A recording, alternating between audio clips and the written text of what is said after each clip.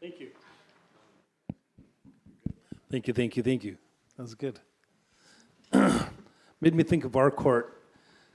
It was 11 years ago. It was the national. I think it was the National Energy. Back then, it was the National Energy Board hearings, and they gave us 40 minutes, and 40 minutes to go over our 1,200-page assessment. And we brought in world-renowned scientists and economists and experts and spill analysis, and all that stuff.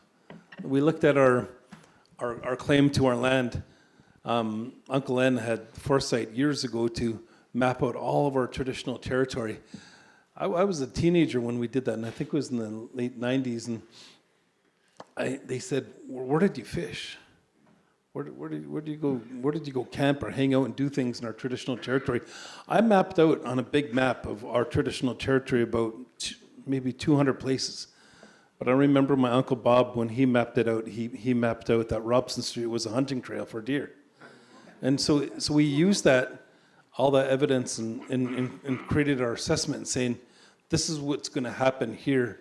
And this is it turned into our referral process. So anyone building in Tsleil-Waututh territory needs a Tsleil-Waututh Nation permit. Not your houses and stuff, but bigger projects. So we deal with about 500 a year. We give out 500 permits a year, and of course, Kinder Morgan, they didn't bother trying. But from that NEB hearing, remember they created that ministerial committee.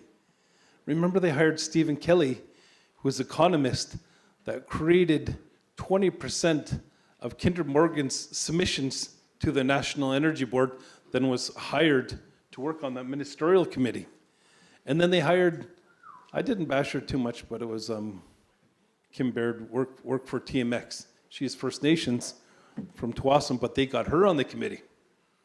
And that's how it is. So when we look at court, and when we went to the Federal Court of Appeal the first time, we're like, who's on there? And we looked at them and seen, okay, we might have a chance. But this time around, we said, who's on there? Look at them. Or even look at Fitzpatrick or Gerald, or when you look at her, just simple Google of how she's a litigating lawyer for banks. And so we looked at all those things. We're saying, what are we going to do here, and how far can we go? What could we push? What kind of political power? What can we influence? And how loud can we get? And that helped, because at the same time when we're going to the first court, it helped so much because we put so much pressure on British Columbia that BC came out and said, we're going to do everything in our toolbox to do what we could do to stop it. Remember that? But that wasn't them. That was all of you and the people power to influence that. And you mentioned Gujal a couple times, and sort of like Joel James. Joel James in the Lummi Nation is like, burn it down. It's like, burn what? Put a boat there and we'll burn it down. It's like, yeah. But he's awesome, but he brings attention to it. And hand in hand in our court processing and the work that we did, it was simultaneously. Whether it was putting on the concerts or doing a tour to the Alberta tar sands or putting on rallies and town hall meetings, that was all part of to feed into that court to create that influence. Because I think we had enough to get the right people in there to make the right decision. And then Jody was in there too. I think that helped a bit. But when they're gone and that switched, then you seen who they put in there as those Federal Court of Appeal judges, and we saw the writing on the wall. They straight out said that. We look at the law with our lawyers and say, this is what it's supposed to be and why we're presenting this. But this is the likely possibility because of who's behind that bench, which is bullshit. So I hear all that, and that's the thoughts that came up for me, and but I want to talk about art, and this is like in times like this, all my teachers. I pray all over the world. When I went to Brazil, the climate conference, I went and prayed to the indigenous. It was cool. I love that. So in Paris even, found indigenous. Pray to them. Clan systems. Everywhere.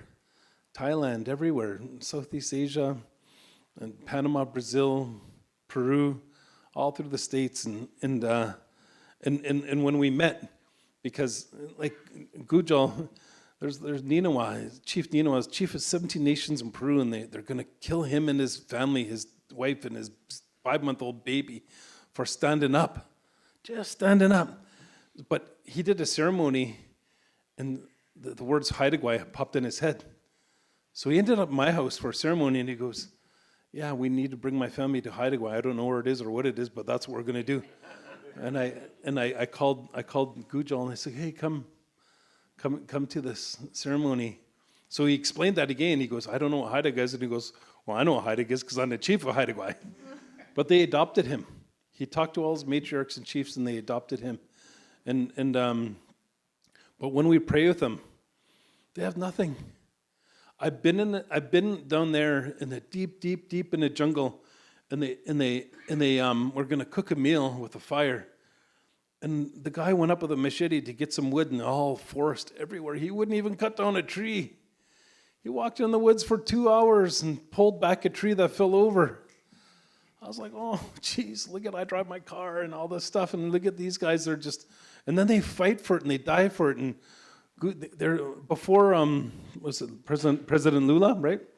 Before he got in, you seen what they're doing. That they were killing them, and it was devastating. But but what I did see in their connection that they did have, and this is how I'm going to relate it to art. There's a sequence, there's a rhythm, and there's a vibration. In our ceremonies, in all their ceremonies too. The sequence is, the repetitiveness of our ceremonies, the vibrations, the songs, and the rhythm is both. In our ceremonies, and everyone wears red, but we set up everything the way it has been for a long time. We have the fire the way it is, the sweat lodges the way they are, the teepees the way they are, the arbor the way it is, all to feed into something. And it starts with appreciation. One of the local writers, I remember, wrote a book, and he talked about how the evolution of the world changed from just greenery, just green, everywhere, just green. Didn't need nothing more. The ecosystem's working. Didn't need nothing more than the green. Then a flower pops out. Why? Over the whole world, just a flower comes out of nowhere, pops up. For us to appreciate that beauty, right? To appreciate it. And then somebody comes along and says, hey, I'm going to appreciate that beauty, and I want it more than a memory that I could see. When it's not springtime and you got snow there, I want to see that flower. But it's that spirit of that. You think of that guy cutting that tree down, not wanting to cut the tree down, but finding one that fell over to appreciate that connection and to create something out of it. And that's what we do with all of our things. And he looks at the vibration of spirit. I think in how things, I'll explain this too, how things come together. And all those ceremonies have been around the world, and it wasn't just in the jungles and different places in the outback in Australia. It was Catholics and Muslims and Buddhists and Christians. Actually, I did a sweat lodge with 12 priests 2 weeks ago. And they want to help us start a spiritual movement, a religious movement against TMX. And I said, yeah. And I went to their church and I prayed to them. Then they came to my lodge and we prayed, all 12 of them, and all different denominations and different things. But that's what we want to do. But they do the same thing. You take any two things, this fire, earth, water, and sky. That's any ceremony has. And the sage or whatever you have, it represents earth, and then the fire is the energy, the sun. You light it, and what happens is a spirit comes out of it with intention. With intention. And you guys all know that because you love somebody. Two people come together with intention to create love. That's a spirit too. So, with art, with my drums, I was thinking, I'm not too artistic, but I am. With my drums, I made, one night, I made like 8 in a row. I just started and they're all there and I just didn't stop. I didn't stop. And my son came out and he goes, Dad, were you in your zone? And I was like, what do you mean? He goes, well, when I play music and he DJs, it seems like it'd be 20 minutes, and next thing you know, 4 hours passed. And he goes, because you've been there a long time. And I went, yeah, I was. And when we create that art, there's going back to that first flower, to look at it and to appreciate it. It's the same with this. Stacy helps me, and he makes drums too now, beautiful drums. But this is an elk hide. I took the piece of wood and I cut it into 16 pieces and I rounded it off. I sanded it. The whole process I like. There's some things I like more, like making the drum. Sanding could get a little bit hard and repetitive, but it's still in my zone. And I create something that helps with the rhythm. It helps with the sequence of what I'm talking about, and it helps with the vibration. But also, and we did, in all the work that we've been doing, it helps in our fight. It does. Because when we told our stories in every court setting, we said, well, this is our culture. We're going to make this a holy place. I said, we're going to come in before we start court and we're going to bless it. We're going to bless it and make it a holy place. Even though symbols are like art. The things that we put up on the walls are symbols of that sequence and rhythm and vibration. And you see that in here. You do. You see it in the work that you did and creating life to something.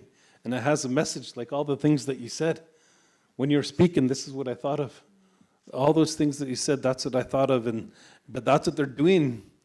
When I was down with those guys in South America, the regalia is similar to ours. They have something on their wrists to help them to what they touch, and they made it beautiful. They have something on their ankles to watch where they step. And they have something on their head.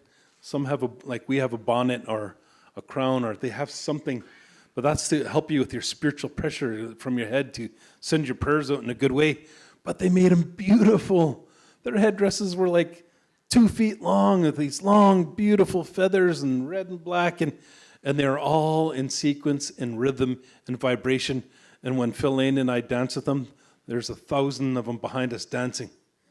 And it was beautiful. It was beautiful. That was art. And they showed their art with their drums and with their rattles and with their regalia. And that was the spirit that showed them to continue to have that connection to fire, earth, and water and sky. And even though they're going to kill his baby and his wife and himself, that they made a family decision to say, nope, doesn't matter, we're going to fight for it. And that's what I believe. That's what this helps. And that's how art helps. Thank you.